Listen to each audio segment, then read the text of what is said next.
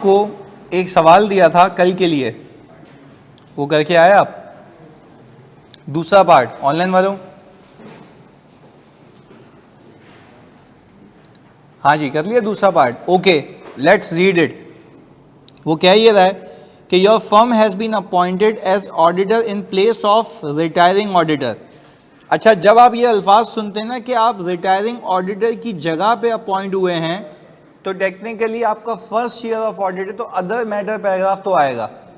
कितने लोगों ने ये लिखा था कि सर अदर मैटर पैराग्राफ आएगा? पिक हो गया था ये? ओके गुड, क्योंकि आप पहली बार कर रहे हो, पिछले साल का ऑडिट किसी और ने किया था। वेरी गुड यार।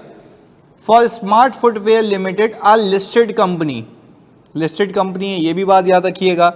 अच्छा भाई, इसके अलावा हमने कहा SFL owns a number of retail outlets across Pakistan and many of them were acquired on a rental basis।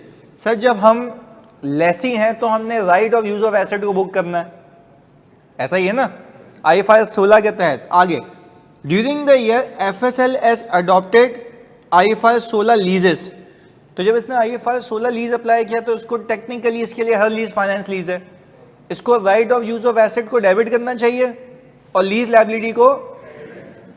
The audit team has made significant efforts to review the adjustment entries made in the financial statement to reconcile the change in accounting policy of the operating lease. वो कह ये रहा है कि भाई audit team ने, क्योंकि देखो पहले तो होता ये था कि सब लीज ऑपरेटिंग लीज होती थी लेसी के लिए, expense debit, cash credit, expense debit, पर उस अकाउंटिंग से इस अकाउंटिंग पे आने के लिए क्या ऑडिट टीम को कम काम करना हुआ होगा या ज्यादा?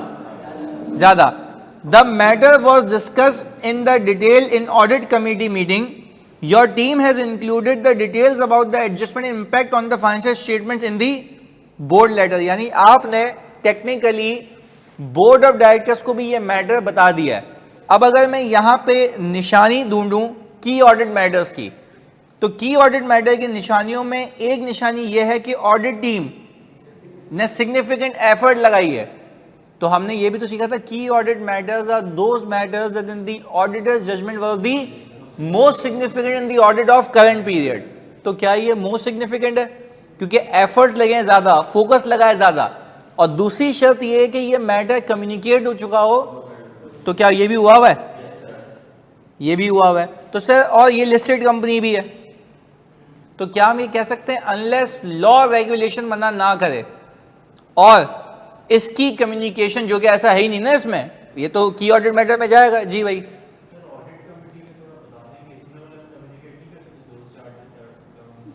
देखो ऑडिट कमेटी का मतलब होता है वो बोर्ड की एक कमेटी होती है, यानी बोर्ड ऑफ डायरेक्टर्स कमिटीज बनाते हैं, जिसमें से वन ऑफ कमेटी होती है ऑडिट कमेटी।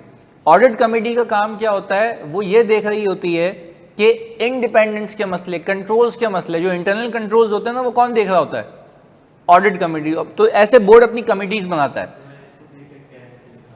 नहीं तो कैम तो है ना, गलत। ऑडिट कमेटी को बताना is not a KAM, board of directors को बताना, क्योंकि देखो बोर्ड की एक कमेटी है कि जो डिफरेंट डिफरेंट काम करती है। अब तुम जब आगे आओगे तो इंशाल्लाह सीखोगे कोड ऑफ कॉर्पोरेट गवर्नेंस के अंदर कि बोर्ड की एक कमेटी होती है, human resource and remuneration committee.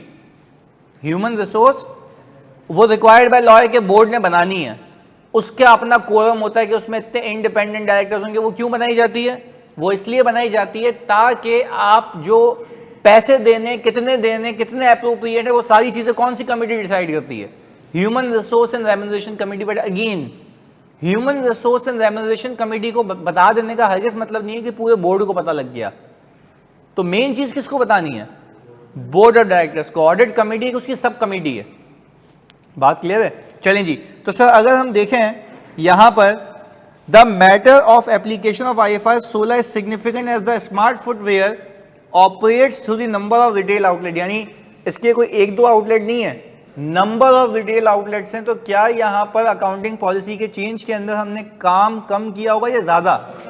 ज्यादा। Furthermore the change in accounting policy and related adjustment have taken considerable time of the audit team to verify. The matter was also discussed and brought to the attention of those charged with governance in the meeting of the audit committee and so the board letter. Considering all these factors, the auditor will add the matter of application of IFRS 16 as a key audit matter. और वो कह रहा है कि अब changes in report क्या क्या हो जाएंगे. Since the financial statement of previous year were audited by another auditor, तो other matter पैराग्राफ आ जाएगा. ऐसा ही है जो कि मेंशन करेगा कि financial statements were audited by another auditor, type of opinion expressed in the date of audit report. ये मैंने आपको जब lectures दिए थे तब भी सिखाया था कि जब अदर मैटर पैराग्राफ आप देंगे तो उसमें बताएंगे कि लास्ट ईयर ऑडिटर कोई और था, उसकी डेट ऑफ ऑडिट रिपोर्ट ये थी और उसका ओपिनियन ये था. कोई ऐसा जिसने ये टच कर लिया हो कि की ऑडिट मैटर है और अदर मैटर आएगा, हो गया था. हाँ जी, जैन कह रहे हैं कि सर कैम देने की रिपोर्ट मॉडिफाई नहीं होगी. मैंने ये भी बताया है की ऑडिट मैटर देने से रिपोर्ट मॉडिफाई होती है. बच्चों जल्दी बताओ. नहीं, पक्की बात है. क्यों ऐसा क्यों? क्योंकि वो यूजुअल है. लिस्टेड कंपनी में क्या माना है? यूजुअल. तो ये कोई नई चीज, पर अदर मैटर आ गया तो उस पर रिपोर्ट मॉडिफाई हो गई, ओपिनियन मॉडिफाई नहीं हुआ. क्लैरिटी है यहाँ तक? ऑनलाइन वाला जल्दी से बता दो, इजाजत तो आगे चलें. जी जानी,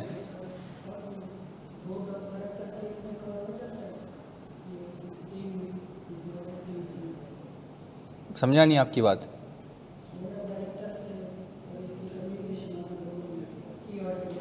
भाई अगर आप मुझे एक बात बताएं, आप की ऑडिट मैटर कब कहेंगे किसी को? जब आपने वो किसको बताया हो? बोर्ड को. तो कंडीशन है ना, key audit matter are selected from the matters that has been communicated to those charge with governance. तो उसको बताओगे तो वो, भाई एक मैटर आपने बोर्ड को ही नहीं बताया तो वो की ऑडिट मैटर कैसे हो सकता है? पहली बात तो है, अगर बोर्ड को नहीं बताया तो मतलब आपकी नज़र में वो मैटर सिग्निफिकेंट, तो मोस्ट सिग्निफिकेंट का तो सवाल ही पैदा नहीं होता. तो वो यही कहता है कि ये मैटर सेलेक्ट किए जाते हैं out of those matters that has been communicated to those charge with governance.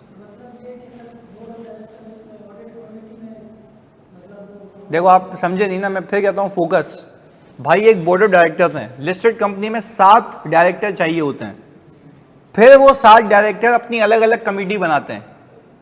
एक हो गई ऑडिट कमेटी, एक हो गई रिस्क कमेटी. रिस्क कमेटी का मतलब ये है कि जो सारे रिस्क पैरामीटर्स देख रहा होता है कि भाई मार्केट में डिमांड सप्लाई क्या चल रही है, वो सारी चीजें. ऑडिट कमेटी क्या कर रही होती है? जो कंपनी का इंटरनल ऑडिट होता है उसको देख रही होती है, और head of internal audit audit committee को रिपोर्ट करता है. अगर वो सीईओ को रिपोर्ट करेगा तो वो तो अपनी गलतियां छुपा लेगा. पहले बताओ बात समझ आई? तो ये एक स्ट्रक्चर है, गवर्नेंस है. आप दो चीजों को मिक्स क्यों कर रहे हो? बोर्ड ऑफ डायरेक्टर्स का एक सब पार्ट है ऑडिट कमेटी. बात समझ आ रही है? बोर्ड ऑफ डायरेक्टर्स का एक सब पार्ट है ऑडिट कमेटी. इस बात को समझो. नहीं ना, ऐसे कैसे? आपने क्या बोर्ड के सारे मेंबर्स को कर दिया? आपने सिर्फ ऑडिट कमेटी को किया, एक कमेटी को किया है. उसके वर्ड देखो, रीड करो क्या लिखा हुआ है. In the meeting of the audit committee and through the board letter. Board letter का मतलब ये है कि पूरे बोर्ड को आपने एड्रेस किया है, तो सब तक वो डिसेमिनेट होगा. क्लियर है? चलें जी. और एक चीज याद रखना, ये भी एक कंट्रोल वीकनेस है. यहाँ सुनना, आपको ये पता लगे कि कंपनी का इंटरनल ऑडिट डिपार्टमेंट है और वो head of internal audit CEO को बताता है चीजें. क्या आपकी ये गलतियां हैं? तो क्या ये सही है? सही क्यों नहीं है? क्योंकि सीईओ कंपनी को मैनेज करने का रिस्पॉन्सिबल है. आप उसी को बता रहे हो तेरी ये गलतियां, उसने बोलेगा थैंक यू यार तूने बता दिया, मेरी गलतियां मैं सही कर लूंगा. क्या अप्रोप्रिएट एक्शन लिया जाएगा? क्या चोरी हुई भी होगी तो सामने आएगी? पर अगर मैं यही मैटर ऑडिट कमेटी को बता दूं, अब आप कहेंगे ऑडिट कमेटी को बता दिया तो फायदा क्या है? ऑडिट कमेटी के मेजॉरिटी मेंबर्स इंडिपेंडेंट डायरेक्टर्स होते हैं. ऑडिट कमेटी के मेजॉरिटी मेंबर्स कौन होते हैं? Independent director. अच्छा, इंडिपेंडेंट डायरेक्टर का मतलब है वो कंपनी के नॉर्मल ऑपरेशंस में नहीं होते, तभी गवर्नेंस का कॉन्सेप्ट है. तो वो क्यों कर रहे होते हैं इससे कंपनी के लिए काम? उनको फीस मिलती है. उनको क्या मिलती है? और वो कंपनी की मैनेजमेंट की बजाते हैं कि ये क्या हो गया, ये ऐसे क्यों नहीं हुआ. और उनके पास प्रॉपर एक्सपोजर होता है, 15 साल का 20 साल का एक्सपीरियंस होता है, तभी जाके वो क्या बनते हैं? डायरेक्टर्स. पर डायरेक्टर ये इंडिपेंडेंट डायरेक्टर, इंडिपेंडेंट डायरेक्टर. तो there should be a mix of. Executive director, non executive में भी इंडिपेंडेंट। बात क्लियर है? तो खैर वो गवर्नेंस के स्ट्रक्चर पर मैंने बता दूं, तो याद रखिएगा कि आपकी जो इंटरनल ऑडिट है वो किसको रिपोर्ट करेगी? ऑडिट कमेटी को। ऑडिट कमेटी किसको बताएगा? सीईओ को या बोर्ड को? बोर्ड को। फिर बोर्ड पूछेगी उससे कि बाबू किधर, तुम्हें तो चीफ एग्जीक्यूटिव ऑफिसर बनाया था, तुम तो प्रिज्यूम डायरेक्टर हो। सीईओ प्रिज्यूम डायरेक्टर होता है ना, ऐसा ही है ना, चाहे वो इलेक्ट करे या ना करे, वो तो प्रिज्यूम डायरेक्टर है। ये तो बात समझ आती है। चलें जी आगे। मैंने कहा सर अब आप आ जाएं पार्ट नंबर बी पे। ये एक अलग पास पेपर है, हम इसको देख लेते हैं। यहां पे अगर हम देखें तो यहां पे वो कह रहा है कि भाई power generation limited has used the fuel price as at 30 June 2022 to value its closing fuel inventories. Again read कर रहा हूं, बोलिएगा नहीं, सोच के लिखिएगा। वापस से रीड कर रहा हूं, ऑनलाइन वालों आप भी फोकस होके, प्रैक्टिस सेशन है हमारा। Power generation limited has used the fuel prices as at 30 June 2022 to value its closing fuel inventories. Consequently, the value of fuel inventory had been increased from 500 million to 750 million. Profit before tax is 2000 million. मैं यहाँ पे चुप हो गया, आपका समय शुरू होता है अब, और इसकी रिक्वायरमेंट है briefly evaluate each of the above independent situations. पहले बोल रहा है इवेल्युएट करो, और बोल रहा है डिस्कस करो impact of each matter on the audit report including KAM पे क्या इंपैक्ट आएगा अगर तो कुछ है। सही है? पहले बोल रहा सिचुएशन को एनालाइज करो। मैंने लिखना भी तो ऐसे ही सिखाया है कि पहले सिचुएशन को रीड करो, फिर सिचुएशन को रीड करने के बाद क्या करना है, उसको असेस करना है कि रिपोर्ट पे क्या इंपैक्ट, और फिर अलग से बताओ कि अगर ये हो जाएगा तो कैम पे इंपैक्ट आएगा या नहीं आएगा। सही है? अच्छा स्क्रीन ब्लर हो रही है, अभी जाने सही करते हैं तुम लोगों के लिए, क्या बात कर दी। अब सही हुआ? अब सही हुआ जानी? Okay good. आपका टाइम शुरू होता है, आप टेक योर टाइम। सही है? 5 से 6 मिनट लो, सुकून से लिख के दो जल्दी से। देखो इन्वेंट्री कैरी होती है लोअर ऑफ कॉस्ट और एनआरवी पे, इस भंगी ने फेयर वैल्यू पे रिकॉर्ड किया है। अब रीड करो, रीड करो, रीड करो। इसने अंग्रेजी में तुम लोगों को घुमाया और तुम लोग घूम गए। देखो ये लिखा हुआ, वो बोल ये रहा है कि भाई पावर जनरेशन लिमिटेड ने, सही जी, यूज की है 30 जून की प्राइस अपनी इन्वेंट्री को वैल्यू करने के लिए। ये लिखा हुआ है 30 जून की प्राइस को यूज किया। यार हाउ इज दिस पॉसिबल? आपने इन्वेंट्री को रखना होता है लोअर ऑफ कॉस्ट, और तो उसकी कॉस्ट तो जो भी होगी उस पर ही रखो ना, आप उसको उठा के फेयर वैल्यू पे ले गए।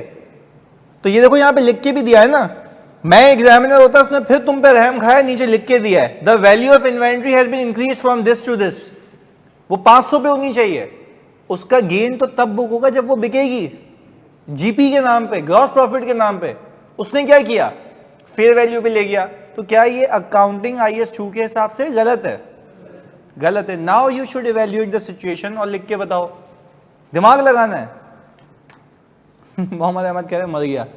12.5 which is higher than the materiality level, the management should record closing inventory 720 otherwise। वाह भाई वाह, अहमद आप कह रहे हैं कि 750 पे रिकॉर्ड होनी चाहिए। Good, very good, very good accounting concepts. सुने पढ़ा लिखें, रीड करें, कोई मसला नहीं। वेरी गुड खिजर, ये तुम लोगों ने पिक कर लिया। अब ये टेक्निकली आयजा 570 से उठ के आया सवाल, और उसकी रिपोर्टिंग इम्प्लीकेशन पूछ लिए।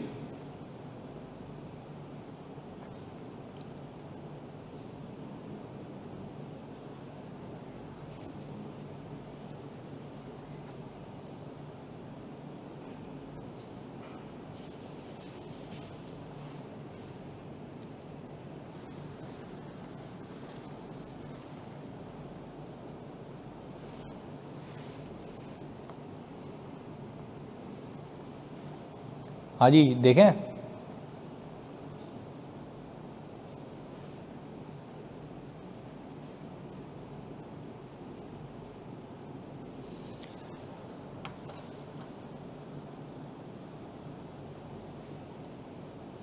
आई थिंक इस पे इम्पैक्ट भी नहीं आएगा कैम के ऊपर।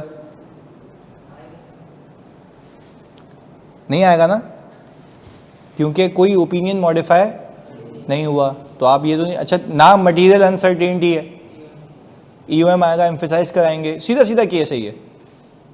अगर आप मेरे फ्लो चार्ट भी याद रखें ना, जो मैंने बनाया था डब्बा आखिर में लेक्चर के अंदर के, ये होगा तो ये होगा तो ये, तो वही आपकी मैपिंग है ड्राफ्टिंग की।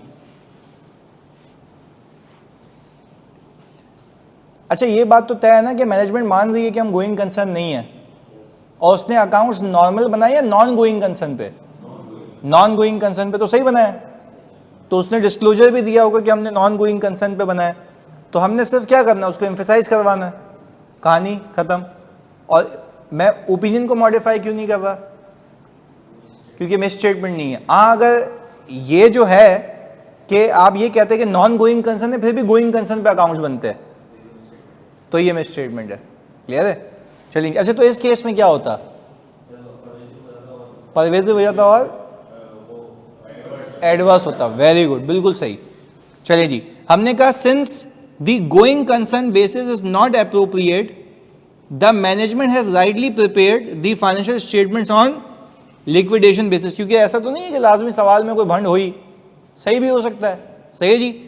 The auditor may be able to express an unmodified opinion on those financial statements provided there is adequate disclosure there about the basis of accounting. वो बोला भाई एप्रोप्रिएट डिस्क्लोज कर दिया सारे मैटर्स के क्यों हमने नॉन गोइंग कंसर्न पे बनाए, तो कोई मसले वाली बात नहीं है। तो देखो इसने आपने अगर लिख दिया कि there is no misstatement तब भी समझ आता है, पर आप फिर अजम्पशन लेंगे कि डिस्क्लोजर प्रॉपर एफएस में दे दिए, तो उसने उस रिस्क को हैज कर लिया। क्लियर है? However the auditor will include an emphasis on matter paragraph to draw the user attention of the accounting basis and the reasons for its use. अब की ऑडिट मैटर के लिए लिखा है कि there will be no any impact on the key audit matter section of the audit report and it would be presented as usual, क्योंकि इसमें कोई reference नहीं जाएगा, क्योंकि आपको कोई ओपिनियन मॉडिफाई नहीं हुआ हुआ। कोई मसला है यहाँ तक? पक्की बात है जी। अच्छा अगर नॉन गोइंग, आप सब बताएं ऑनलाइन वालों, आप भी बताएं, अगर इसने नॉन गोइंग कंसर्न बेसिस पे अकाउंट्स बना दिए और डिस्क्लोज नहीं किया कि क्यों हमने बनाए, तो still this is a misstatement and I think this misstatement is of normal nature या pervasive nature. Pervasive nature, normal नहीं है, परवेजिव है, क्योंकि आप यूजर को पता ही नहीं लगेगा कि क्यों ये हुआ है। तो ये तीसरा केस है परवेजिव का, कि if it relates to the disclosure but disclosure is fundamental for the user understanding of the financial statement, if the disclosure has been omitted तो फिर वो तो सब गलत है। क्लियर है? तो मिस स्टेटमेंट परवेजिव नेचर की है, तो उस केस के अंदर फिर हम एडवर्स देते हैं। क्लियर है जी? यानी कोई सवाल? IS 1 कहता है, IS 1 की रिक्वायरमेंट है ये। तो हम क्लाइंट जब कहता है यही है एंगेजमेंट लेटर के अंदर कि हम इसके तहत एफएस बनाएंगे, तो नहीं बनाया ना उसने, तो फ्रेमवर्क से वो डेविएट कर गया। जब फ्रेमवर्क से डेविएट करता है तो वो क्या हो गई? Miss statement. चलें जी, यहाँ तक क्लैरिटी है? सही जी। अब ये रिवायत तो मैं कायम रखूंगा, कल भी प्रैक्टिस करेंगे, परसों भी, तरसों भी, पर एक तुम लोग मुझे मशवरा दो। मैं चाह रहा हूं कि मैं शाना बशाना साइड में ऑडिट प्रोसीजर्स भी तुम्हें देता रहूं एक एक करके, ताकि तुम सुनते रहो। क्यों कह रहा हूं सुनो? क्योंकि मैंने तुम्हें अभी तक ऐसे सवाल ही नहीं कराया जिसके अंदर मैं तुम्हें बोलूं की ऑडिट मैटर का सेक्शन ड्राफ्ट करके दो।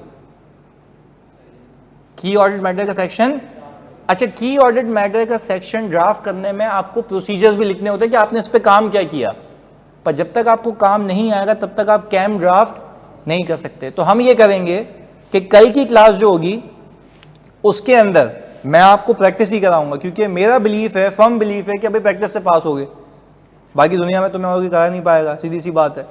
मल्टीपल सवालात कराऊंगा, बट शर्त यह है कि मैं तुम लोगों को रोज 1 या 2 लेक्चर 15-15 मिनट के दूंगा। किसके? प्रोसीजर्स के। सही जी, कि हम ऑडिट करेंगे तो किस तरीके से करेंगे, तो साइड बाय साइड वो क्या होता रहेगा? कवर होता रहेगा। क्लियर है? Practice will make you perfect. Practice मैंने करानी है साथ साथ, तो आप वो साथ लेके चलेंगे, कोई मसला? पक्की बात है। तो कल और सवालात करते हैं। सही है जी। अगेन रिपोर्ट पे ग्रिप करें, याद करके आए, फिर हम देखते हैं। चलें जी, बस सही है, डन हो गया जानी, अल्लाह हाफिज़। नहीं, मटीरियलिटी का वही चैप्टर है बस। Recorded the inventory at market value, बिल्कुल सही एनालिसिस। आगे Since the amount represents the 5% of profit, that is 250 million, it will be considered as a misstatement या material misstatement. अच्छा देखो, अगर मैं प्रॉफिट बिफोर टैक्स का 5% लूं तो कितना आ रहा है? 100 मिलियन आ रहा है.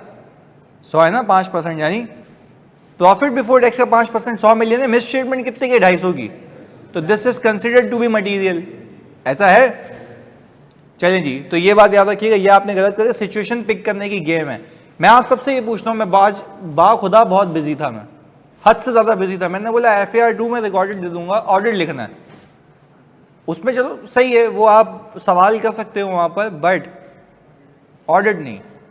ऑडिट नहीं. तभी जानबूझ के मैंने किया था कि ये सोच या थॉट प्रोसेस शुरू हो. अच्छा, जैनब लिखती हैं, inventory is carried at lower of cost और NRV, there will be upward valuation of 250 million. This effect exceeds the materiality level of rupees. There will be upward valuation of. अच्छा जनाब, आपने explain गलत किया है.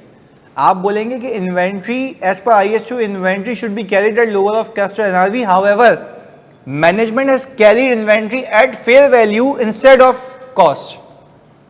This creates this indicates that this is a misstatement, and this is considered to be a misstatement, and this is considered to be material because it exceeds 5% of profit before tax, that is 100 million.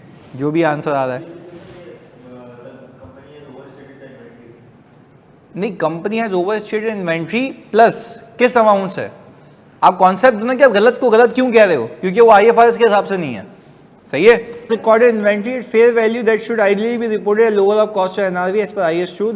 This misstatement, which is being material more than the 5% of PBT, however materiality level is 100 million, thus the auditor shall give modified opinion. Modified opinion नहीं लिखेंगे उषा, गलत.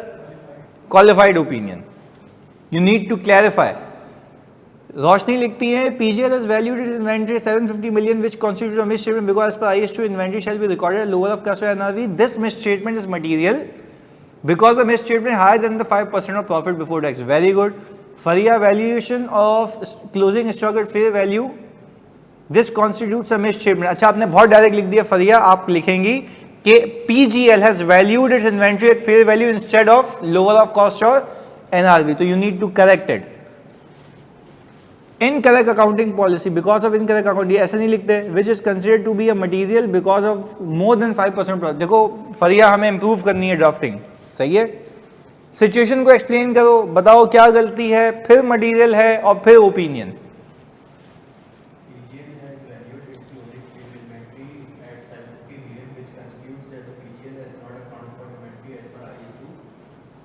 नहीं, आप as पर IS2 नहीं, आपने बताना है कि PGL has carried its inventory at fair value instead of being carried at lower of cost or NRV.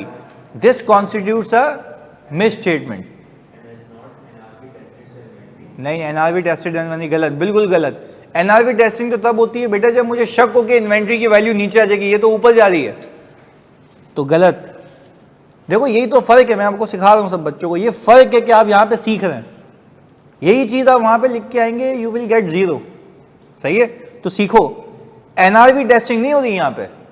NRV testing तो तब होती है जब आप कहते हैं कि आपको शक है कि प्राइस, या तो प्राइस ऊपर गए, वो चस्सी प्राइस को यहाँ पर रोकने के बजाय ऊपर ले गया, जो कि मना है. सही है. ये इन्वेस्टमेंट प्रॉपर्टी तो नहीं है जो आप फेयर वैल्यू पे ले गए. इन्वेंट्री रिकॉर्ड होती है लोअर ऑफ कॉस्ट और NRV के ऊपर. आप इसको फेयर वैल्यू पे नहीं लेके जा सकते. जी जानी सुनाओ.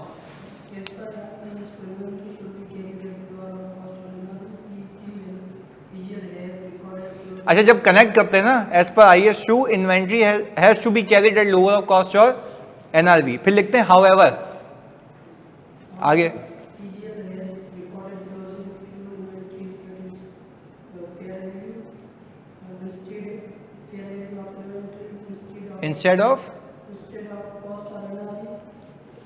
Instead of cost which is lower. देखो मैं तुम्हारी जगह होता, मैं बयान करता, तुम्हारी ड्राफ्टिंग के हिसाब से लिखो कि management has carried inventory at fair value instead of cost being lower than the NRV. आगे बोलो क्या लिखा हुआ है. नहीं, कॉस्ट इंस्टेड ऑफ कॉस्ट और NRV नहीं लिखेंगे ना, यानी गलत लिख रहे हो तुम, मतलब बदल रहे हो अल्फाज का. इंस्टेड ऑफ कॉस्ट एनआरवी नहीं, आप बोलोगे instead of cost which is lower than the NRV. पहले बता दिया लोअर ऑफ कॉस्ट एनआरवी पे होता है, उस वो किस पे ले गया है, एनआरवी पे, जबकि लोअर क्या है, कॉस्ट है। भाई वापस से आपने कॉन्सेप्ट दिया लोअर ऑफ कॉस्ट एनआरवी पे, उसने किस पे रिकॉर्ड किया, एनआरवी पे, होना किस पे चाहिए, जो कि लोअर है। तो ये बताओ ना उसको आगे।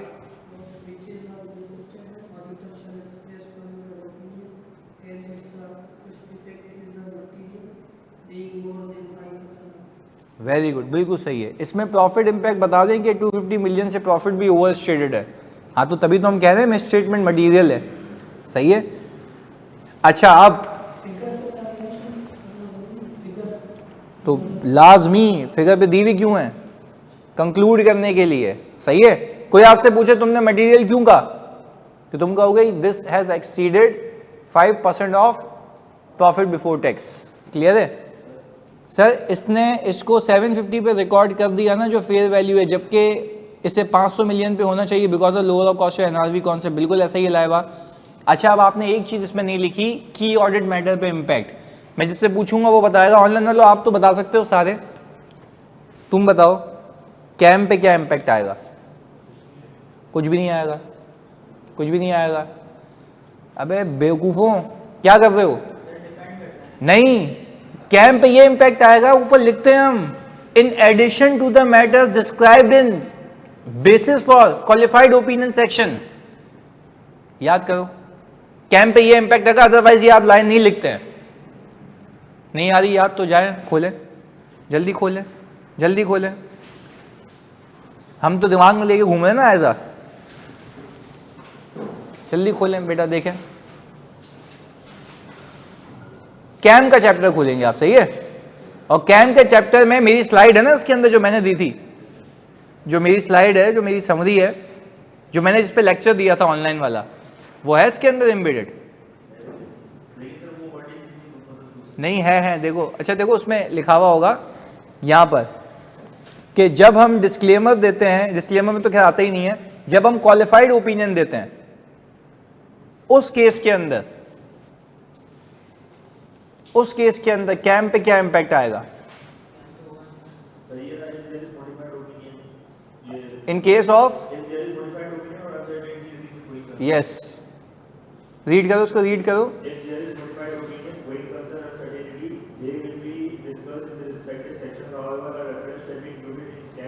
However, reference shall be included in the CAM section, but this reference will only be applicable when there is modified opinion or material uncertainty relating to going concern. अब आगे रीड करो, लिखा हुआ है in addition to the matter described in basis for qualified opinion section, we consider following matters to be key audit matters. ये लिखा हुआ है, तो ये बदलाव आएगा। दिमाग देखो, ये तो आपने पर याद रखनी है बात। मैंने ये नहीं कहा कि मॉडिफिकेशन में कैम नहीं आता, मैंने कहा डिस्क्लेमर में नहीं आता, डिस्क्लेमर में नहीं आता, ये फर्क है।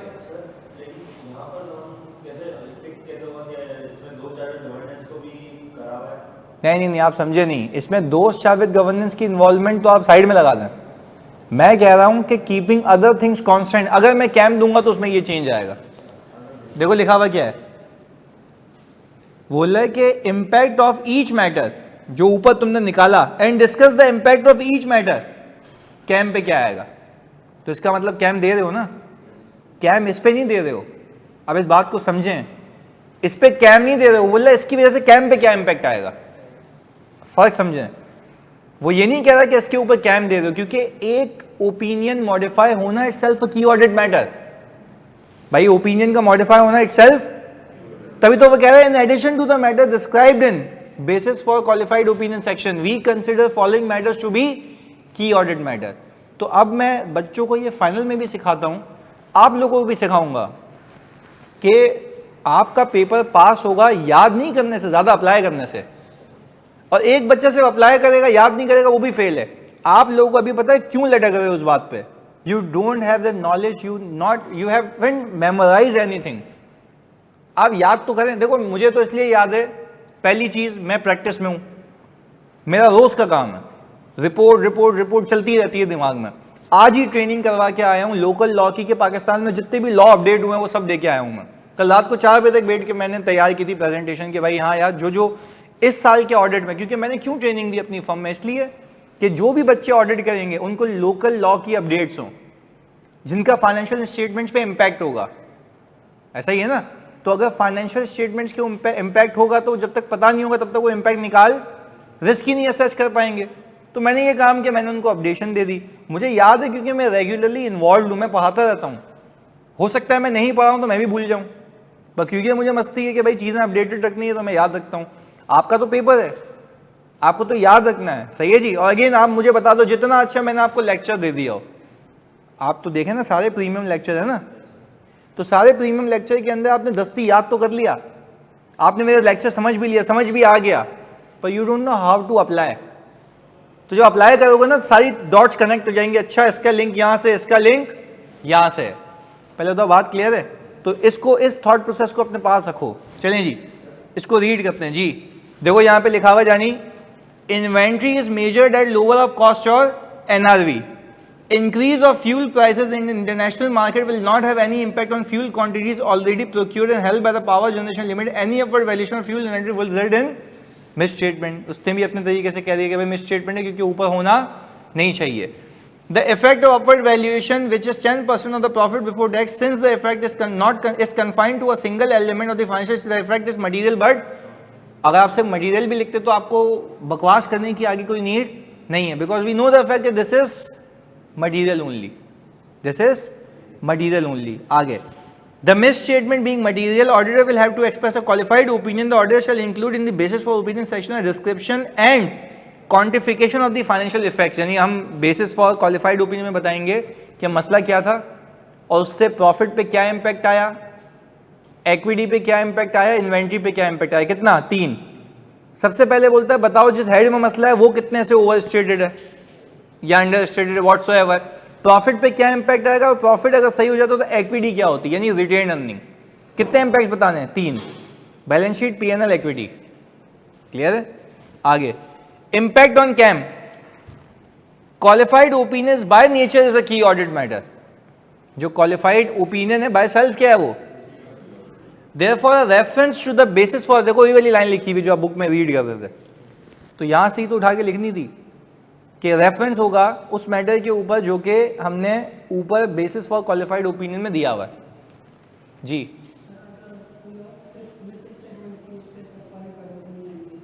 मिस स्टेटमेंट थी, क्वालिफाइड ओपिनियन दे दिया। आगे,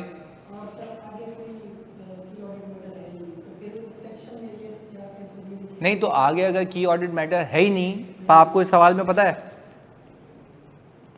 मैं नहीं, मेरा सवाल पहले मेरा सवाल का जवाब दो। इस सवाल में पता है? अरे मेरी जान, मैं फिर कह रहा हूँ इस सवाल में पता है नहीं पता। वो कह रहा है जेनरिक बात करो मुझसे कि अगर ये होगा तो की ऑडिट मैटर पे क्या लिखोगे, और फिर उसका मैं आपको जवाब दे देता हूँ आपके सवाल का। उसमें हम लिखते हैं we have nothing to report. उसमें क्या लिखेंगे? आपने शायद लेक्चर सुना होगा तो मैंने बताया था आपको कि जब की ऑडिट मैटर नहीं होता तो हम क्या लिखते हैं? वी हैव, पर डेफिनेशन पूरी आती है, डेफिनेशन पूरी आती है तो हम उसमें लिख देंगे कि भाई in addition to the matter described in, ये तो लिखेंगे नहीं ना, तो फिर हम ये लिख देंगे the only matter that is described in basis for qualified opinion section we have nothing to report. खत्म, बात समझ आए? तो फिर दोनों को मतलब टांटियां तो फिक्स करो ना कि जैसी सिचुएशन है वैसी अमेंडमेंट है। क्लियर है? चले जी, ऑनलाइन वालों ये क्लियर है भाई जल्दी से? अच्छा भाई ये भी हो गया डन। अब आगे, अब आ जाओ दूसरे के ऊपर जल्दी से। Based on the detailed assessment the management of Walmart limited believes that WL may not be a going concern। सही है जी। Consequently, they have prepared WL's financial statements on a liquidation basis। आपका समय शुरू होता है अब, जल्दी।